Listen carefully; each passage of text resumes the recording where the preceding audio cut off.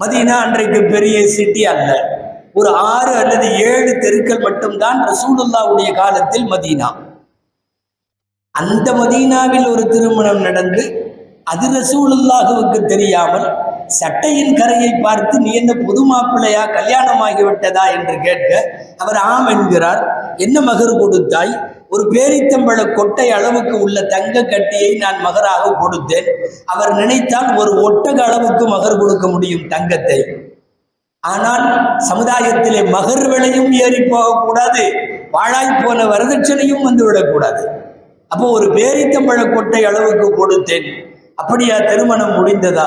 பரக்கல்லாஹு luck, அல்லாஹ் உனக்கு பரக்கத்து செய்வானாக என்று சொல்லிவிட்டு, அவுலின் வலவ் பிஷாத்தின், நீ ஒரு ஆடாவது வலீமா கொடுப்பா என்று வலீமா விருந்து வைக்க சொல்லி பெருமானார் ஸல்லல்லாஹு அலைஹி வஸல்லம் சொன்ன ஹதீஸ் புகாரி, முஸ்லிம் எல்லாவற்றிலும் இருக்கிறது.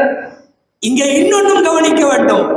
இதே ஊர்ல இருந்திருக்கிற நீ மாப்பிள்ளையா இருக்க, எனக்கே தெரியாம கல்யாணம் பண்ணிருக்க, என்னை கூப்பிடாமன்னு ஒரு மிகப்பெரிய ஆர்ப்பாட்டம் எல்லாம் எதுவும் செய்யவில்லை.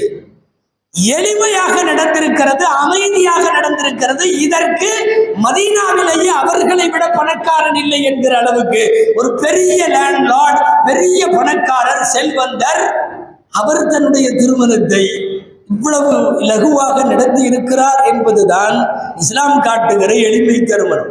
யாருன்னா பெருமக்களுக்கு பரக்கத்தை கொடு கேட்க வேண்டியதுதான். எப்ப தெரியுமா? பரக்கத்து வரும் வாசல்கள் திறந்திருக்க வேண்டும்.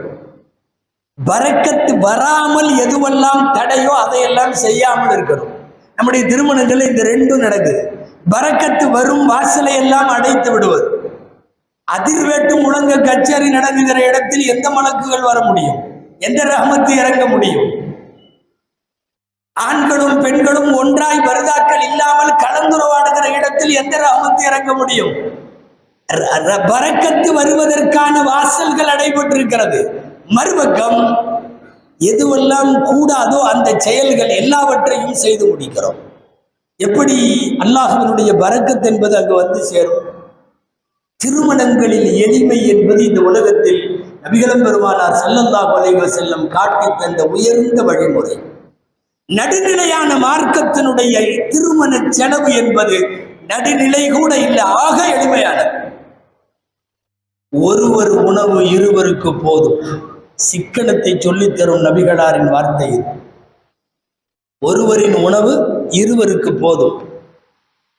வீட்டின் படுக்கைகள் அறைகள் ஆண்களுக்கென்று இருக்கட்டும் அறை, பெண்களுக்கென்று தனியாய் கூட இருக்கட்டும் அறை, வந்த விருந்தாளிகள் தங்குவதற்கென்று இருக்கட்டும் ஒரு அறை, 4வது அறை ஷைத்தானுக்கு என்றார்கள் நபி ஸல்லல்லாஹு அலைஹி வஸல்லம். விரயமாய் செய்யப்படுகிற எந்த செலவானாலும், அது வீடோ வாசலோ விருந்தோ எதுவானாலும் கண்டிக்கிறார்கள். பாயிலிருந்து படுத்துறங்கி எழுகிற போது முதுகிலே பாயினுடைய கோரை பாயினுடைய அச்சு. அல்லாவின் தூதரே, ரோம் நாட்டு அரசர்களும் பாரசீக அரசர்களும் அல்லாவை வணங்குவதில்லை, அவர்களுக்கெல்லாம் அல்லாஹ் வாரி வாரி கொடுக்கிறானே, நீங்கள் இப்படி கோரைப்பாயில் முதுகிலே அச்சு பதிய படுத்திருக்கிறீர்களே என்றெல்லாம் கேட்டபோது உமர் ரலியல்லாஹு அன்ஹு அவர்கள் கேட்டார்கள்.